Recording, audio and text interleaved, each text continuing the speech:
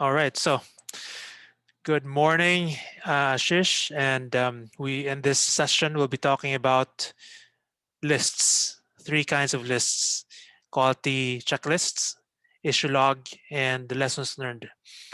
So, um, yeah, we are at the number eighth chapter, and in the latest version of this our book, there will be 10 chapters. So, we're almost at the finish line. So I'm also quite happy with that. So let's start with quality checklists. So this is actually when I was studying for the PMP exam, there's a question there about like, what's the best tool for quality management? And I was really surprised because I was expecting this must be some sort of sophisticated software or some technique, but it's actually this very simple tool of a checklist. So the best way to ensure quality for a project is simply a checklist. So, but like you don't need to do this for all projects. The key question is like, when do you need this? And I use checklists if I'm handling a project where I know my future self will have a hard time keeping track of all the things that needs to be done. Those are projects which wherein so many activities converge in like one day. For instance, one example is um, a an event, a party, a conference, or like something where just everything just happens in one day. So in those kinds of projects, checklists are really valuable. The way to create a checklist is really so by now, after going through all the different project management tools, we already have our ingredients for creating a checklist. Our work based on structure, our risk register, and our communications plan are very um, rich sources of a quality or building a quality checklist. So we could look at our schedule, project schedule, and see where are the activities converging. So it's very easy to see that in an event because the day before, the week before an event, everything converges there. Everything has to be ready for that moment where the project happens. The day of the event. So the purpose of this is really to check for comprehensiveness. So we have other tools, for instance, um, the schedule for focus. We neglect other things and focus for on something for a specific week. The risk management or the risk breakdown structure. We prioritize certain risks so that we could focus on the higher scoring risks and list them down in order in our risk register. So, but in the case of a quality checklist, we are using this for comprehensiveness. We want to make sure that everything is in place. So, the quality checklist is also one way of team management. You can manage people through the quality checklist. So, what I normally do is that I create a checklist, a quality checklist with the owner of certain deliverables. For instance, in an event, so certain certain parts of the event is owned by people like different members of your team. So they have different ownerships of the different components there. So you want to sit down with them and create a checklist. So what do you how could I help you complete all everything that's needed, everything that you own on that day. So let's make a checklist. So this is also helpful for them. So and then we review the checklist maybe the day before the event, a week before the event, or schedule it in a staggered way, and then to check whether this checklist is complete as well. So maybe right after or just before the event happens. So this is one quick way of ensuring that people are your teammates are assisted in doing what they need to do when they need to do them. So which is actually the job of a project manager. So here are some examples. Um, the our project here that we have been using as an example is not really the kind of project where I would use a checklist. So I'm bringing up an example here from a previous project, which is a conference that I organized. We invited a Stanford professor in a university in the university I was working in, and everything had to be in place during that conference before the actual conference. So here, this is one of the team members, Elsie. So I sat down with her as we were planning this, and we just looked through our WBS. What and then some of the what you call this branches there are owned by her. So this like her name is there, and we just selected which are the parts, which are the work packages that we need to check just before the event happens. So this is it. This is basically what we came up with, and these are the headers here are the different um, main branches of the WBS we made. Yeah. So this is another example of another teammate. So you could see here this is much shorter. So you could immediately see that LC is much more critical in this project than Jojo. Okay, so that's basically a quality checklist. Do you think this is applicable for your project right now, Ashish? So I think what we are doing is we are building the checklist along with the WBS and using the project management tool also as a task management tool. So what it does is because and I'm sure there's a way to do this in Rome also. Each of the tasks is assigned to a member, and then that member has a work plan, and then they will decide in the work plan whether that's a task, and that so all the to do items we can filter as, and that becomes their checklist. Mm, So I'm not doing it separately, but it's integrated into the division of work between the project members. cool. So it's already integrated into your project tool that you're using. Yeah. Correct. So it also depends on how tech savvy your team members are. So in your case, it seems that there's no problem using like a project teamwork tool. In this case, they were they were not tech savvy, and we just found it much easier to print this out and talk face to It face. actually, yeah, it depends. Sometimes, so in our case, we are using tech because we are working remotely, and we need some transparency as to what each person is doing. Because if they have their own checklists, then they may get defocused, and you may never know what the micro level progress is. So, for better transparency and accountability across time zones and across, in a virtual environment, it works fine, but at the same time it's an additional process. They have to check everything, they have to map it. So you're right, in other cases maybe a standalone simple paper based checklist, or something that you have on the screen may work better. So I agree. Cool. Do you have any questions regarding the quality checklist, Ashish? Okay. So the next list we are talking about is the issue log. So this is similar to the idea behind getting things done.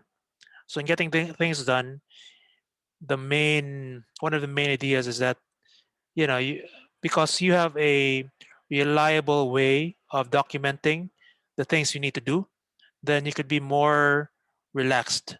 You could be less stressed. So it's the same thing with the issue log, because you know that you have a document somewhere which lists down your problems. So it's as if you are removing your problems, so you are um, freeing yourself up. Your shoulders, are freed up from carrying those problems because they're documented. You will just tackle them at the right time, which is normally like your weekly meeting or your one-on-ones with the person owning the problem. So in Rome, um, you could do this with just using, just noting it down whenever you need to. So my style right now is like everything goes into the daily notes page.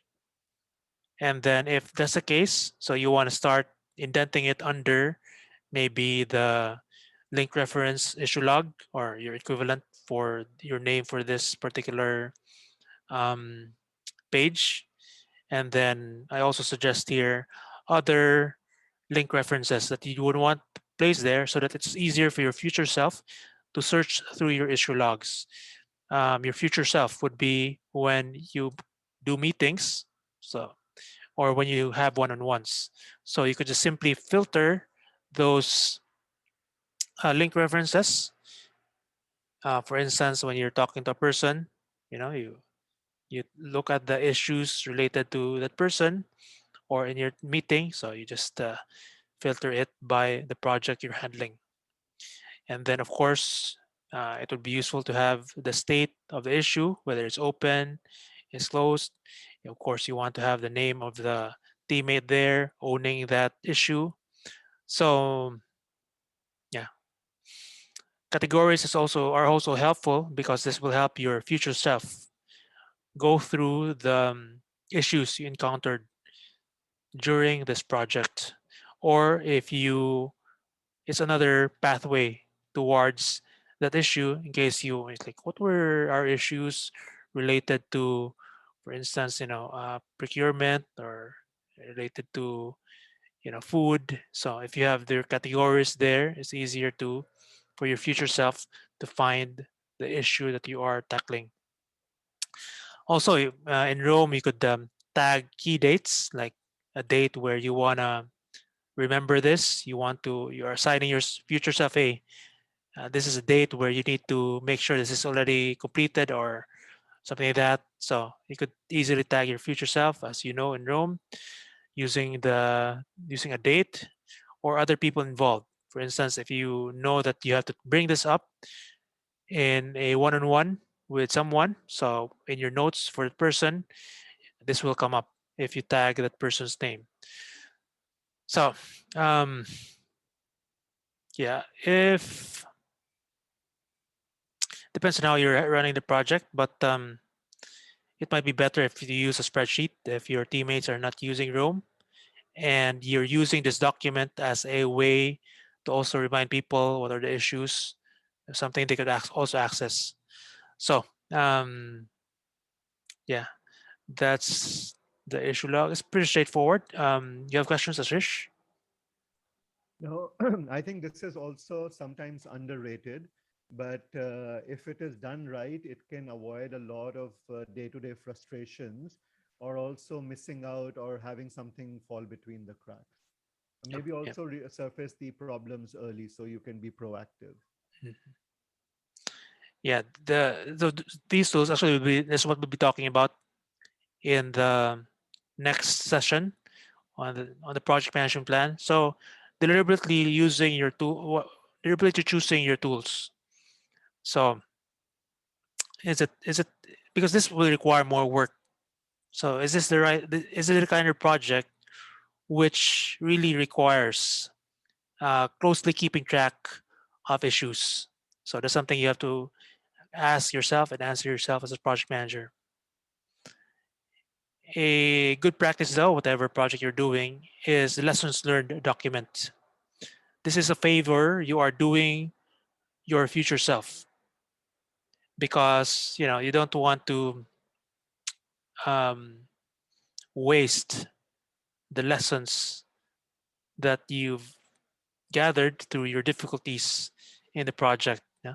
And I don't know if this is an actual Chinese saying, but people say this is Chinese saying that the worst ink is better than the best memory. So that's why we also use Rome, because it's like, the human brain is limited in its memory. So, but we want to maximize what we've learned in the project. So, a very natural way of doing this is just to add this to your agenda, just as a team. Okay, so did we learn anything this week or since our last meeting? So in Rome, so this one I'll just do this in Rome because like um, people don't really. You could just publish this at the end of the project. So, but as I mean, this is most helpful for the project manager because anyway, if you're going to do a project in the future, you'll be the one who needs to review the lessons learned in the past projects, similar projects.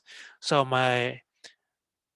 the link references or tags that I would recommend in your lessons learned document. So if it's in daily pages, of course, you want to tag it with the lesson that this is lessons learned. If you prefer to document this in your project lessons learned, of course, then you tag the date.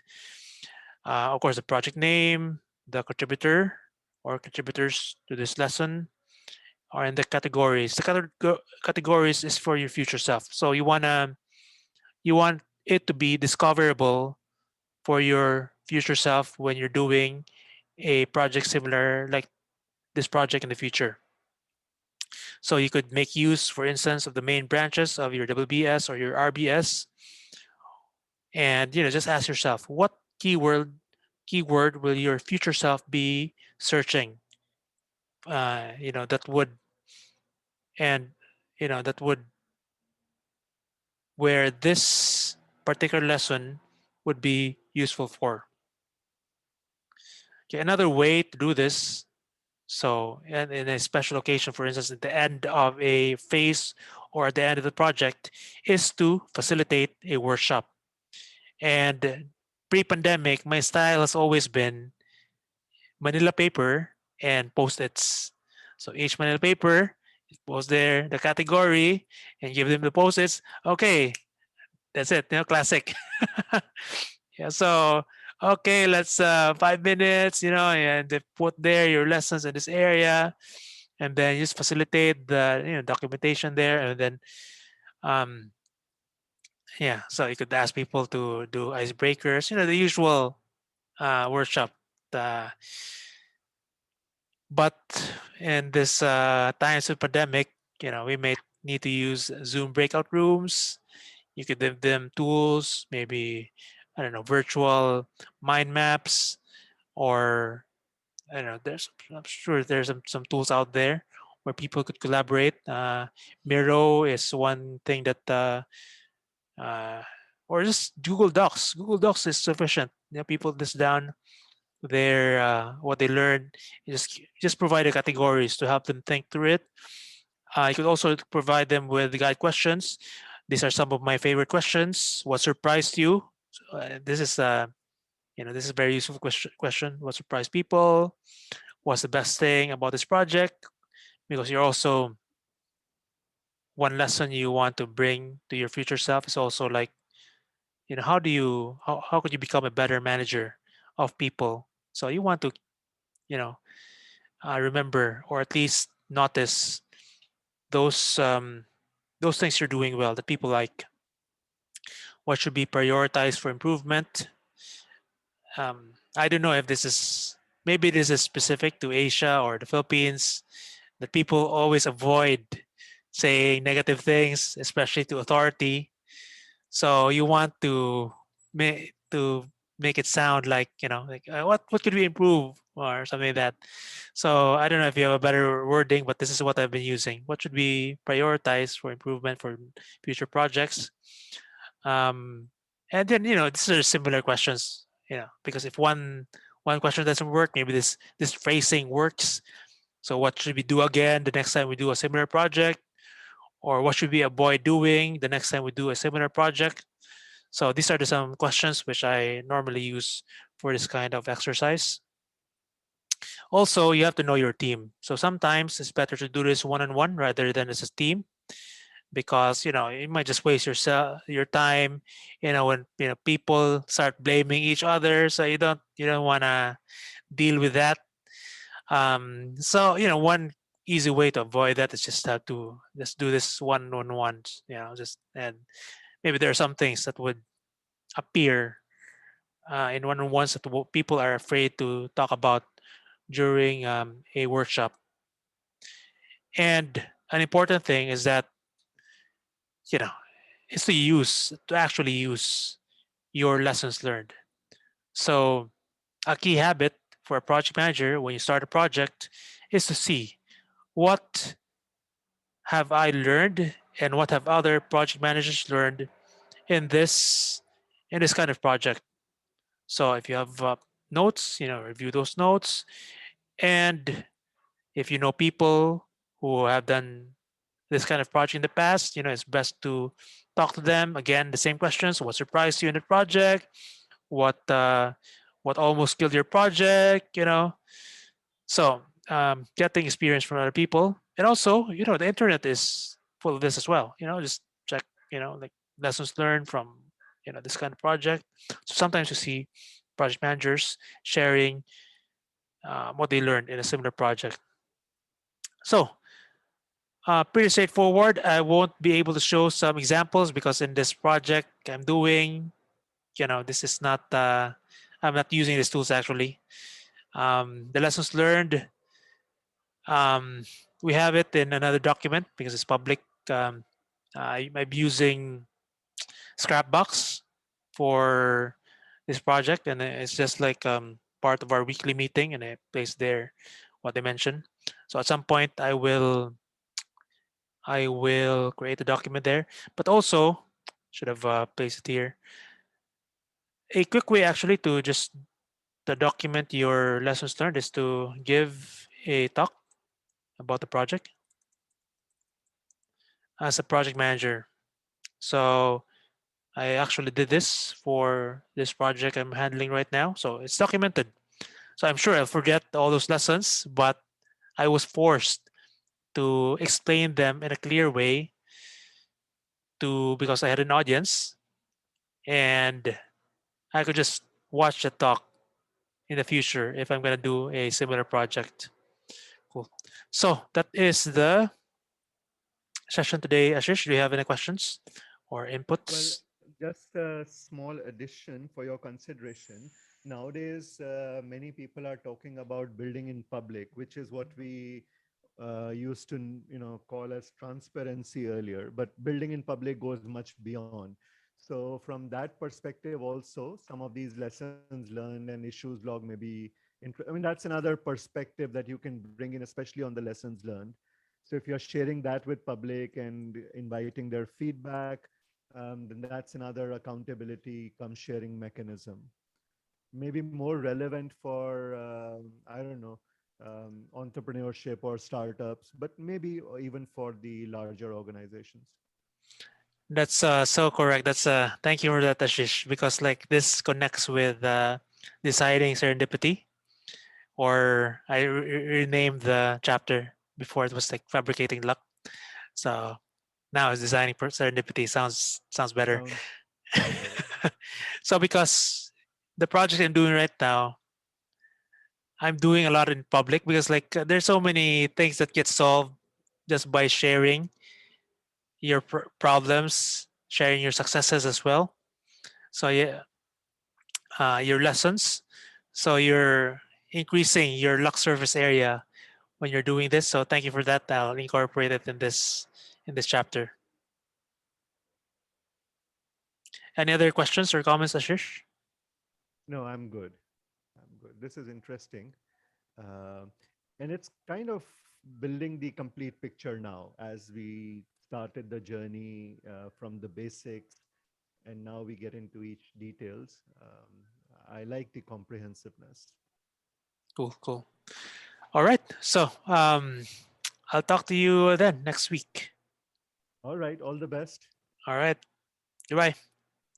Thank you. Bye, Khalil.